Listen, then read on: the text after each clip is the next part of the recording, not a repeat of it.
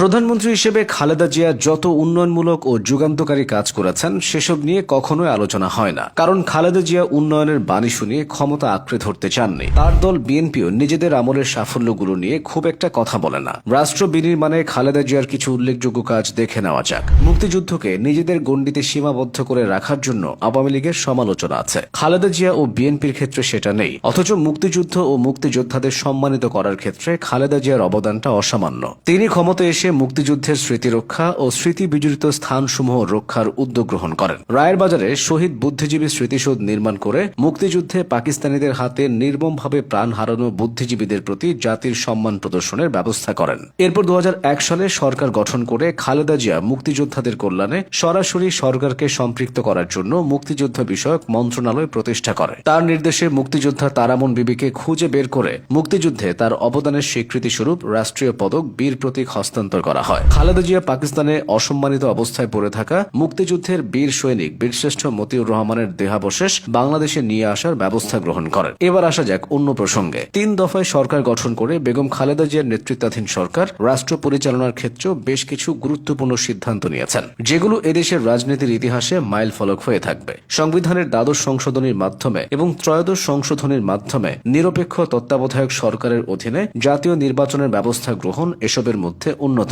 খালেদা জিয়ার সরকার রাষ্ট্রীয় কার্যক্রম পরিচালনায় 7টি সংসদীয় কমিটি গঠন করেন, যাতে বিরোধী দলীয় সাংসদদেরকে গুরুত্ব সহকারে অবস্থান দেওয়া হয়। শিক্ষা খাতে বাধ্যতামূলক প্রাথমিক শিক্ষা আইন এবং মেয়েদের জন্য 10ম শ্রেণী পর্যন্ত বিনা বেতনে পড়াশোনার ব্যবস্থা করা তার সরকারের অন্যতম অবদান। তার সরকারের আমলে বাংলাদেশ উন্মুক্ত বিশ্ববিদ্যালয় ও জাতীয় বিশ্ববিদ্যালয়ের পথ চলা শুরু হয়। বেসরকারি বিশ্ববিদ্যালয় প্রতিষ্ঠার অনুমোদন তার সরকারের আমলেই গৃহীত হয়। তিনি জিয়াউর রহমানের অর্থনীতির অনুসরণ করে বেসরকারীকরণের উপর গুরুত্ব আরোপ করেন। ব্যক্তিগত আয়কর প্রদানের হার 55% থেকে 25% নিয়ে আসেন। ব্যবসায় সহজ করার লক্ষ্যে 27 ধরনের শুল্ক হ্রাস করে 7 ধরনের আমদানি শুল্ক নির্ধারণ করেন। বেগম খালেদা জিয়া বাংলাদেশে মুক্তবাজার অর্থনীতির সূচনা করেন। দেশের ভূভাগের খনিজ সম্পদকে কাজে লাগাতে বড় পুকুরিয়ায় কয়লা খনি ও মধ্যপাড়ার শ্বেত পাথরের খনি থেকে উত্তোলন কার্যক্রমের সূচনা তার সরকারের আমলেই করা হয়। বেগম খালেদা জিয়ার শাসনামলে নারীদের আত্মনির্ভরশীল রূপে গড়ে তোলার জন্য প্রধানমন্ত্রীর তহবিল থেকে সহজ শর্তে ঋণ সহায়তা প্রকল্প গ্রহণ করা হয়। আত্মকর্মসংস্থান কর্মসূচির অংশ হিসেবে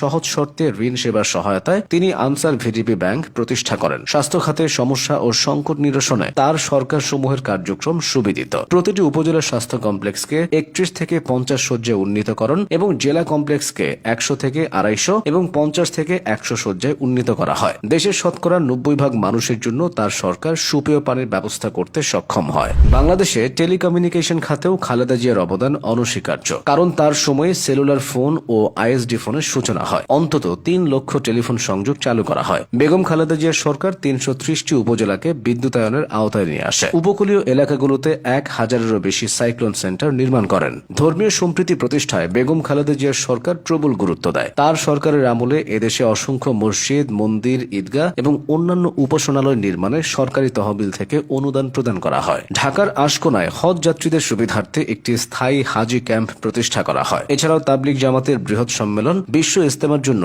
টঙ্গীতে অতিরিক্ত 300 একর জমির বন্দোবস্ত করে বেগম খালেদা জিয়ার সরকার। প্রধানমন্ত্রী হিসেবে খালেদা জিয়ার এসব সাফল্যের কথা আপনি কতটুকু জানতেন?